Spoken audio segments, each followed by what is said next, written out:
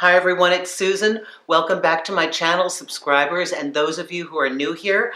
I hope that you will hear something that restores a sense of sanity and confidence to the world of dating, relationships, mating, and romance. That is my goal. So I'm continuing to answer your questions. I'm watching my little puppy. She might be up here in just a minute. She's thinking about it. Okay, the big leap. This is Nika the Pomsky, and Nika wants to say hi to all of you. So I have a sidekick for these shows. Yes, I do. Hey, Pippi. I love you too. I love you too. Don't we wish it could be just this easy? So this is a single, simple question today that I'm answering from one of the viewers and subscribers to this channel, but it's a big discussion. Okay, how do we not lose hope in finding love?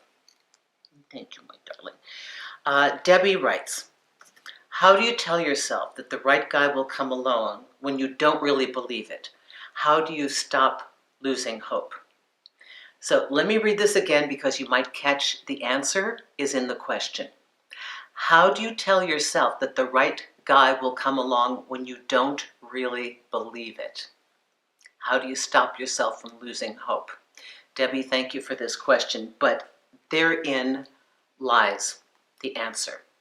You don't really believe it. Now, I wish I had you here in front of me. Nika and I, we could sit down and have a cup of tea, we could chat about this, but why do you not believe that it could happen for you?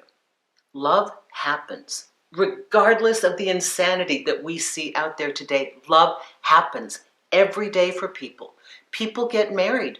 People move in together. People create a life together. People create commitment ceremonies. These things happen all the time.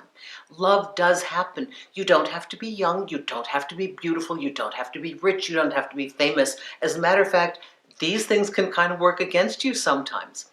Love can happen.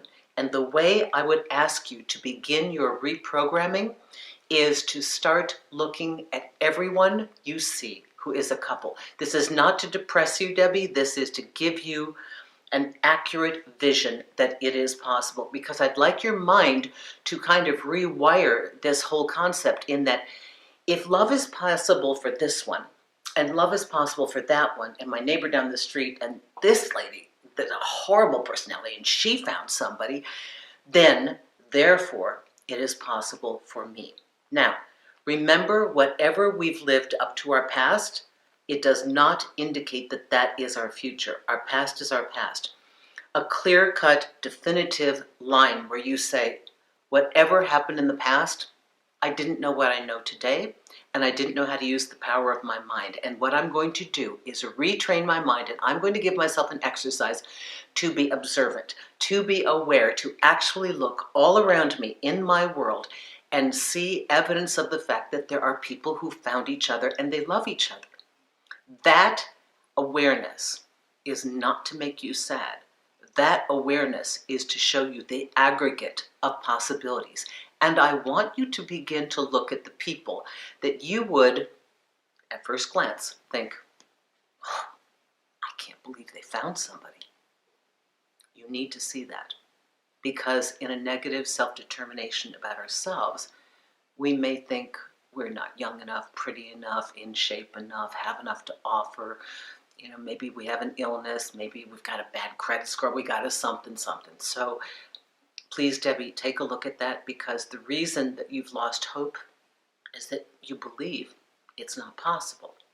So there is a technology to believe that it's possible and start to see evidence of it in other people. Then the logic you're thinking is, if it's possible for them, it is also possible for me. Let me open up my mind to that possibility. Then I would have you ask the universe, you know what? Show me. You work. I've given you your assignment. Show me what you got for me. Bring people into my world that I can clearly see are interested. That is your assignment. Everyone, I know it can be a daunting task. It can be so disheartening to see everyone around you partnered, okay? Everybody's finding somebody. And then in your social group, you're by yourself. So this can be very hard, but remember, that is a temporary state. And you have far more to do with how you're going to handle it up here. Single is valid. You want to be single, that's cool. Got no problem with that. But if you are single and you want to be partnered, use the phenomenal resources that you have right here to envision, to see, to believe, and to allow and to receive, and to investigate things that maybe you would have closed the door to. I bet you've said a lot of automatic no's. Don't want this, don't want that. No, no, no, this will never work. You may want to go back and research that one more time. You're different. Maybe your response will be different. Thank you, everyone. Thank you for writing me. Video requests are on the contact page underneath the media. Do not write media. That's for press only. Give me a synopsis of what you want me to talk about.